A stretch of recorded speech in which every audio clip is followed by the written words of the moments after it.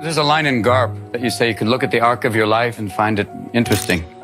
That's what it's been for me. It's nice that it has been getting better and better. That's the only thing I pull out of it. I mean, that's nice that it keeps trying. And the fact that I'm offered these amazing things to keep doing stuff that keeps exploring different aspects, that's wonderful too. The first movie was Popeye. Yeah. And if you remember, the opening scene is Robin in a rowboat in a storm. And I was just, here's this huge screen at Chinese Theater in Los Angeles. And I thought, that's Robin, my little boy Robin. Look at him. Eat your heart out, world. Here he comes. Performing and doing all these things, we never acknowledge anything negative.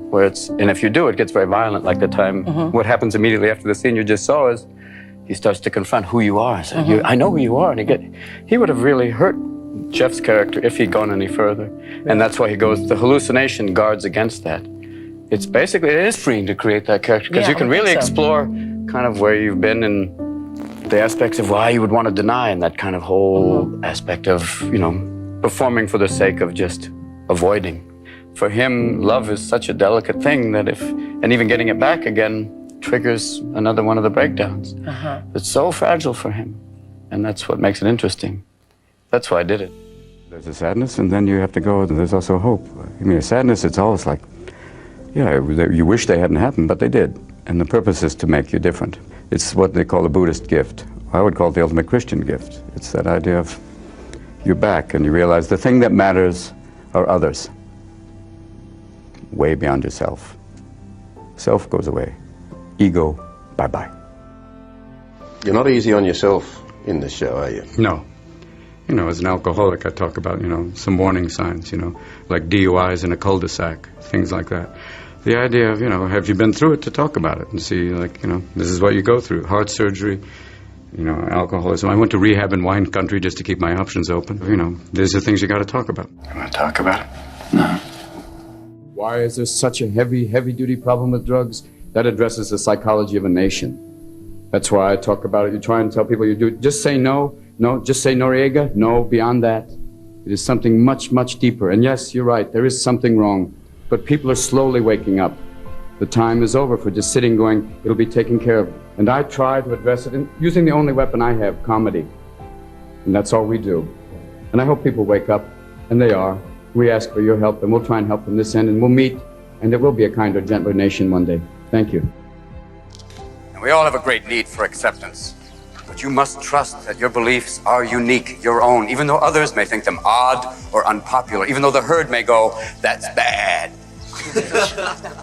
I don't envision myself as a teacher or as I can't proselytize to people even when we talk about drugs or anything. You just have to, I'm a player. And in the sense of just in the process of playing, you can talk about some interesting things, that there's things that, why we've evolved to make that connection, to go on, to do amazing things, and that moment, I talked about this once, that there is that thing when you create, when you find that little tiny flash, when you find some idea. It's bliss. It's bliss. Well, because the brain gives you the same reinforcement that it does with sex. That's right. And the reason the brain gives you a little hit of endorphin when you create is just to keep you going. Here's a taste. Yes. Keep creating, you get another taste. Because you're only given a little spark of madness. And if you lose that, you're nothing.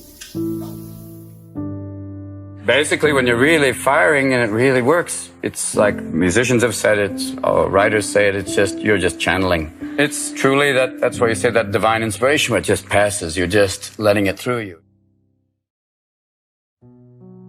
I just wanted to ask Robin real quick about what's his favorite type of movie in terms of ones that make social impacts or ones that are fun, loving, like Aladdin, for example.